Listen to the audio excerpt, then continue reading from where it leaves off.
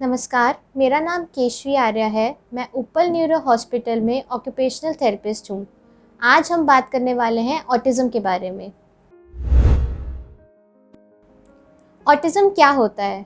Autism एक developmental disorder है जिसमें हमारा सोशल इंटरेक्शन व सोचने की समझ पर असर पड़ता है। यह एक नर्वस सिस्टम डिसऑर्डर है जिसमें हमारा सोशल, कॉग्निशन, परसेप्चुअल मतलब ओवरऑल ग्रोथ पर ही बच्चे के असर पड़ने लगता है। इसमें बच्चा रिपिटेटिव मूवमेंट्स करता है, रिपिटेटिव चीज़ें करता है, जिससे पता लगाया जा सकता है कि इस बच्चे को ऑटिज़म है।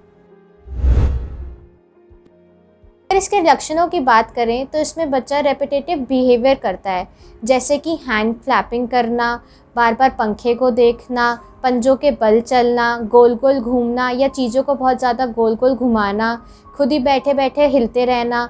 आप पीछे से आवाज़ लगाए जा रहे हो लेकिन ऐसा लगता है कि बच्चा सुन ही नहीं रहा है आपकी बात को। इंडिया में आजकल ये बहुत ज़्यादा पाने लगे हैं। हर 100 में से एक बच्चे को ऑटिज़म की शिकायत होने लगी है। इसका लगभग एज ग्रुप जो है वो 2 से 3 साल का है। इसके कुछ शुरुआती लक्षण हैं जिससे पता लग सकता है कि आपके बच्चे को ऑटिज़म की परेशानी है कि नहीं। जैसे कि जब बच्चा 6 महीने का है तो वो आपको देखकर मुस्कुरा रहा है कि नहीं। जब वह 12 महीने का हुआ तो वो आवाज़ें निकाल रहा है कि नहीं, जैसे कू करना या कुछ और रोने की आवाज़ें निकालना।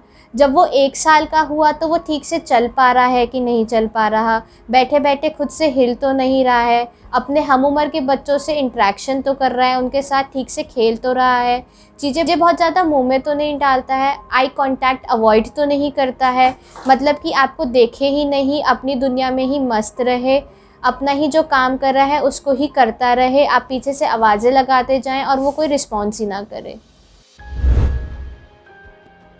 अगर इसके इलाज की बात की जाए तो इलाज में मल्टीडिसिप्लिनरी टीम आती है, यानी कि neuropediatrician, occupational therapist, speech therapist, psychologist और स्पेशल एजुकेटर्स। हम उसके हिसाब से मैनेजमेंट करते हैं।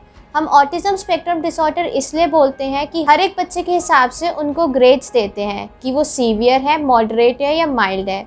उस हिसाब से हम थेरेपीज़ देते हैं, जैसे occupational therapy, behavioural therapy, sensory integration therapy, speech therapy, psychology therapy, physical therapies.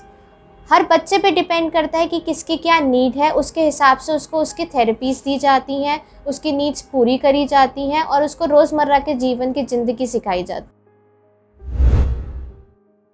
Autism को लेकर लोगों के बीच कुछ गलत धारणाएं हैं, जैसे कि ऑटिज़म एक नई बीमारी है। तो ऐसा नहीं है कि ऑटिज़म एक नई बीमारी है, ये सबसे पहले 1943 में देखी गई थी। दूसरी गलत धारणा ये है कि ऑटिज़म जो है ये एक मेंटल डिसऑर्डर है। तो नहीं, ऑटिज़म मेंटल डिसऑर्डर नहीं है। ऑटिज़म के बच्चे जो हैं वो काफ़ी चीज़ें कर सकते हैं, काफ़ी ग्रो कर सकते हैं अगर उन्हें सही वक्त पर सही थेरेपीज़ दी जाएँ। तीसरी सबसे बड़ी बात कि ऑटिज़म जो है वो वैक्सीन से होता है। तो ऐसा नहीं है कि ऑटिज़म वैक्सीन से होता है। ऑटिज़म में पाया गया है कि उसमें रिग्रेशन होता है। तो समटाइम्स होता क्या है कि बच्चों को कुछ दिन पहले ही वैक्सीन लगा है और पेरेंट्स को सिम्टम्स शो होने लगता है तो उन्हें लगता है वैक्सीन की वजह से हो गया है। चौथी कि ऑटिज़म के बच्चे बहुत ज़्यादा वॉयलेंट होते हैं। ऐसा नहीं है कि वो वॉयलेंट होते हैं, आप सबकी सेंसरी नीड्स होती हैं। अगर वो सेंसरी नीड्स फुलफ़िल हो जाएँगी तो वो भी शांत रह सकते हैं। पाँचवीं, ऑटिज़म के बच्चे जो होते हैं वो मेंटली डिसेबल्ड होते हैं, यानी कि वो चीज़ें सीख नहीं सकते हैं। तो ऐसा नहीं है, उनका आईक्यू नॉर्मल ही होता है। अगर हम आईक्यू टेस्टिंग करेंगे तो उसमें सब कुछ ठीक आएगा। सिर्फ हम उनको चीज़ें सिखा नहीं पाते हैं क्योंकि वो हमें आई कांटेक्ट नहीं दे रहे हैं, हमारी चीज़ें समझ नहीं रहे हैं, सोशली पुअर हैं। तो हमें उस पे वर्क करना होता है तो वो चीज़ें समझ सकते हैं, चीज़ें सीख सकते हैं। उनके मेंटल डिसऑर्डर नहीं है कोई ये।